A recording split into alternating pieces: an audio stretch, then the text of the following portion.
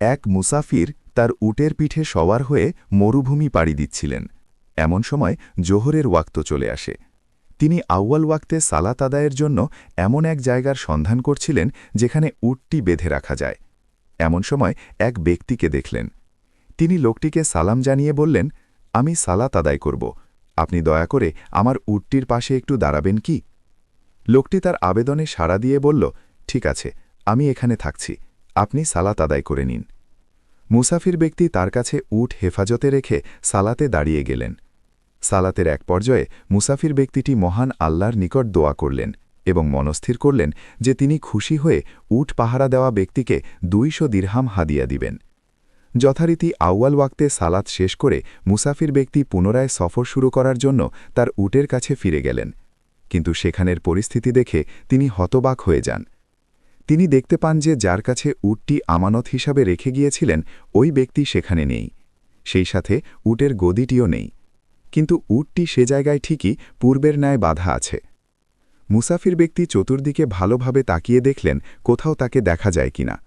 তিনি ভাবলেন হয়তো তার ধারণা ভুল হচ্ছে, লোকটি হয়তো গদিটি নিয়ে তার কোনো জরুরি প্রয়োজনে গিয়েছে, কাজ শেষে সে আবার ফিরে আসবে। কিন্তু অনেক সময় অতিবাহিত হওয়ার পরও সে ব্যক্তি আর ফিরে আসল না।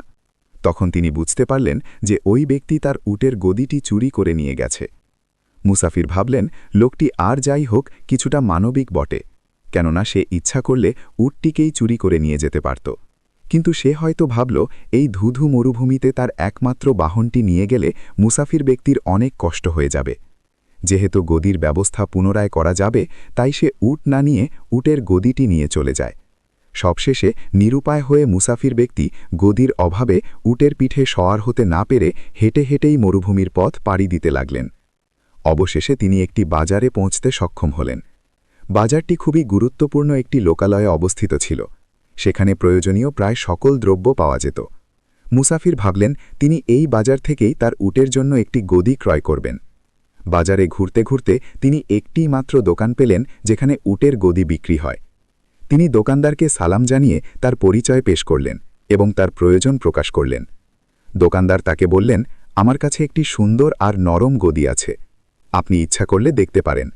মুসাফির ব্যক্তি গদিটি দেখে মনে করলেন এটি তো তার গদির মতোই দেখতে। তৎক্ষণাৎ হাতে নিয়ে টের পেলেন যে হ্যাঁ, এটিই তার সেই উটের গদি। কিন্তু তিনি দোকানদারকে কিছু বললেন না যে এটিই তার উটের গদি ছিল। তিনি দোকানদারকে জিজ্ঞেস করলেন, এই গদি আপনি কোথায় পেলেন বা কার কাছ থেকে ক্রয় করেছেন?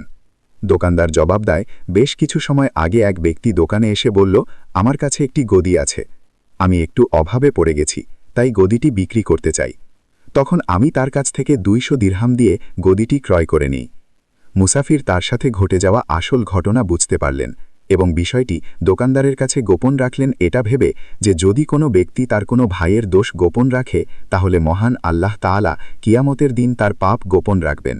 মুসলিম হা 2590, সহিহুল জামে হা 7712।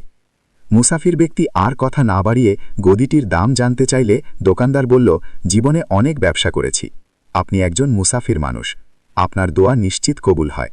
আবু দাউদ হা 1536।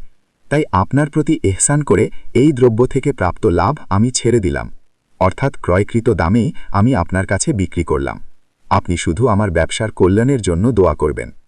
দোকানদারের কথা শুনে মুসাফির খুবই আবেগ আপ্লুত হয়ে যান।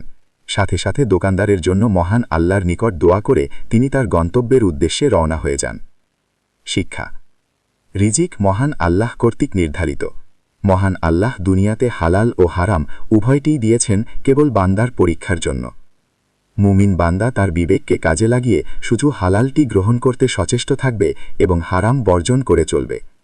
আলোচিত গল্পে যে ব্যক্তির কাছে মুসাফির উট আমানত হিসাবে রেখেছিলেন তার অর্জিত 200 দিরহাম হারাম পন্থায় উপার্জিত।